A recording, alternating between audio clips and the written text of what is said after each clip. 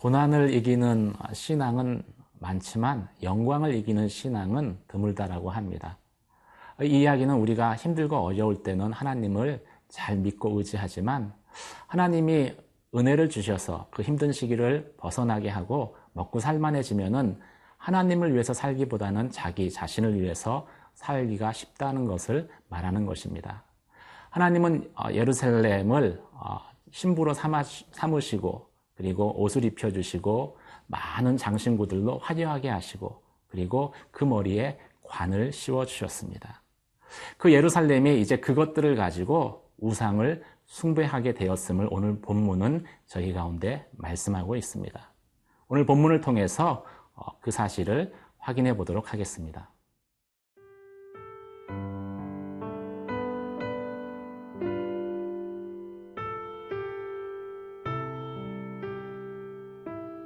에스겔 16장 15절에서 34절 말씀입니다.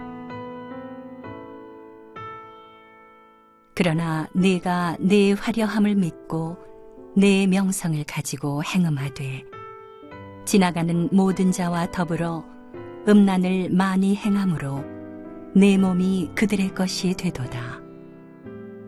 네가 내 의복을 가지고 너를 위하여 각색으로 산당을 꾸미고 거기에서 행음하였나니 이런 일은 전무후무하니라.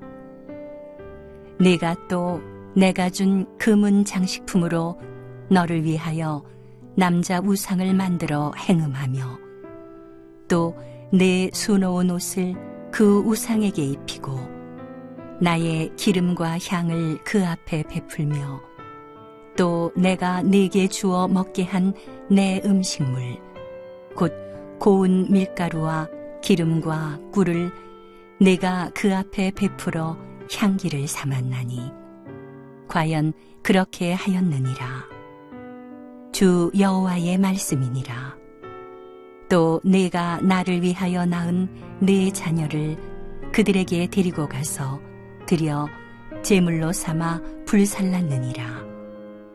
내가 내 음행을 작은 일로 여겨서 나의 자녀들을 죽여 우상에게 넘겨 불 가운데로 지나가게 하였느냐. 내가 어렸을 때에 벌거벗은 몸이었으며 피투성이가 되어서 발짓하던 것을 기억하지 아니하고 내가 모든 가증한 일과 음란을 행하였느니라. 주 여호와의 말씀이니라. 너는 화 있을진저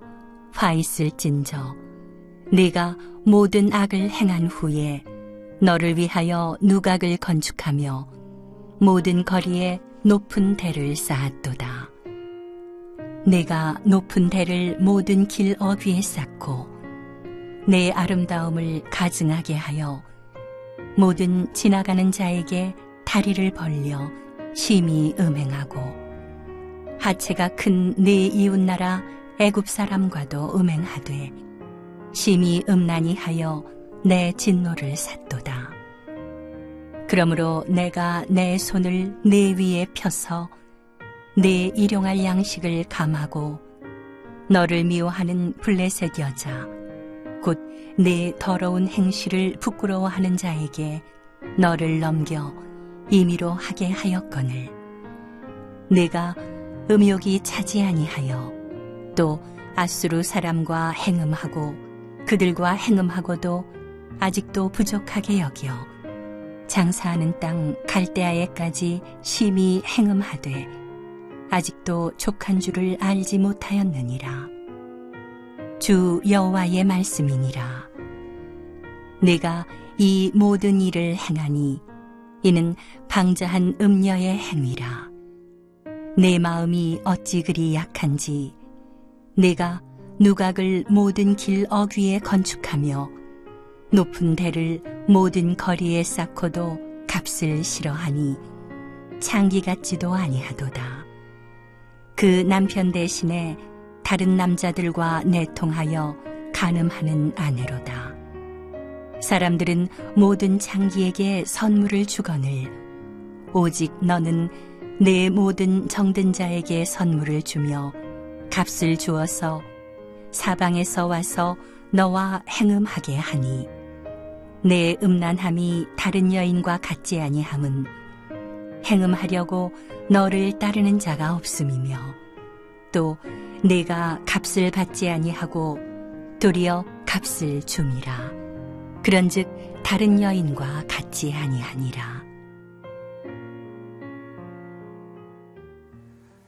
예루살렘의 우상숭배 음행의 배경에 대해서 오늘 본문은 이렇게 말씀합니다. 15절 말씀입니다. 그러나 내가 내 화려함을 믿고 내 명성을 가지고, 화려함과 명성이 예루살렘 가운데 주어졌는데 그것을 가지고 행음하기 시작했다라는 것이죠. 사실 그 화려함과 명성을 하나님이 예루살렘을 신부 삼고 하나님께서 주신 것입니다. 옷을 입히고 화려한 옷을 입히고 장신구로 장식하게 하고 그리고 관을 씌워주는 그 일들을 하나님이 예루살렘 가운데 베푸신 은혜이죠. 그런데 예루살렘이 그것을 어느 순간 자신의 것으로 착각하기 시작합니다. 내 명성을 가지고 내 화려함을 믿고, 언제 우리의 삶의 우상 숭배에 죄가 찾아 들어옵니까? 하나님이 은혜로 주신 것들을 나의 것으로 여기는 그 순간부터 우리는 우상 숭배에 빠져들게 되는 것이죠. 그렇다면 예루살렘이 행했던 우상 숭배는 무엇입니까? 16절 말씀 가운데 나타나 있습니다. 내가 내 의복을 가지고 너를 위하여 각색으로 산당을 꾸미고 거기서 행음하였더니, 예루살렘이 산당을 꾸몄다라고 말씀하고 있습니다. 사실 산당은 예루살렘 가운데 있어서는 안 되는 것입니다. 왜냐하면 하나님이 산당을 제거하라고 명령하셨기 때문이죠. 그런데 이스라엘의 역사 가운데에 히스기야와 요시야 왕 때를 제외하고는 산당이 제거되지 않았습니다. 왜 그렇게 산당이 제거되지 않았을까요? 그것은 산당이 나를 위한 제사를 드리는 곳이었기 때문입니다. 너를 위하여 각색으로 산당을 꾸미되, 산당은 우리 안에 있는 절제되지 않는 욕망, 욕심, 탐욕을 추구하는 제사가 드려졌던 곳이기 때문에 우리 안에 있는 그 우상이 제거되지 않는 한, 이스라엘 안에 있는 우상이 제거되지 않는 한 산당은 언제든지 없애도 다시 생겨날 수밖에 없었던 것이죠.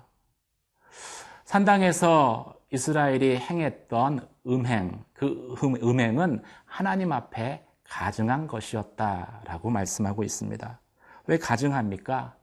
이 산당의 가운데에 참 드려지는 제사의 모든 것들이 사실은 하나님이 주신 것이기 때문에 그렇습니다. 산당을 꾸미는 데 들어갔었던 옷들은 하나님께서 예루살렘 가운데 주셨던 수놓은 옷이었습니다. 산당 가운데 드려졌던 기름과 향도 하나님께서 주셨던 것이었습니다.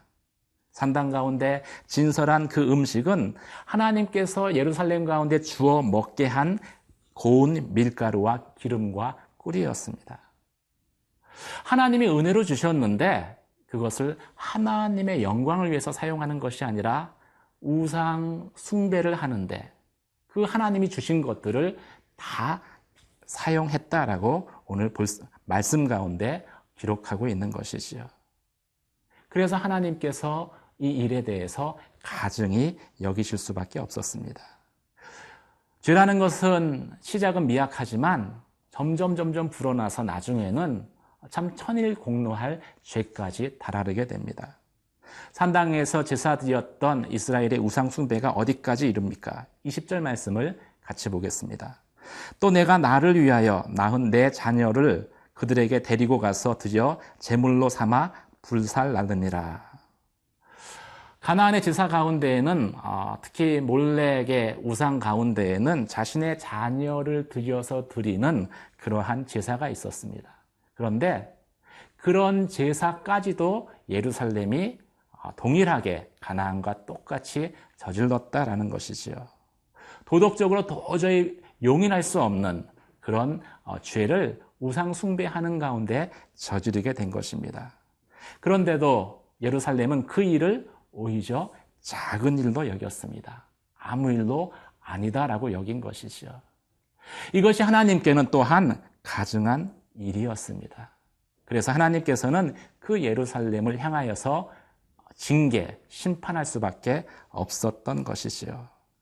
저희는 여기서 이 죄의 시작이 무엇으로부터 비롯되었는지를 다시 한번 말씀 가운데 발견하게 됩니다. 22절 말씀입니다. 내가 어렸을 때에 벌거벗은 몸이었으므로 피투성이가 되어서 발짓하던 것을 기억하지 아니하고.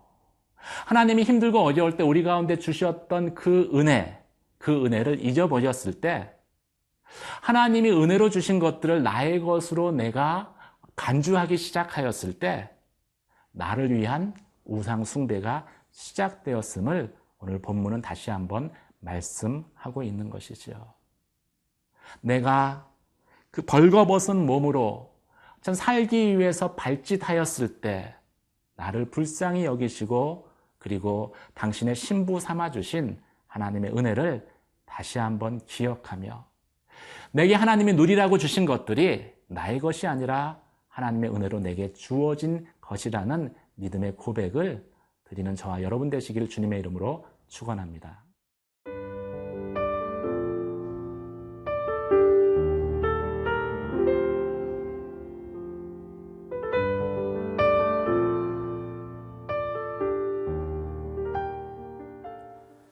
하나님의 은혜를 잊어버리고 우상을 숭배하는 음행의 죄를 지었던 예루살렘을 향한 하나님의 심판은 화 있을진저라는 말로 시작됩니다.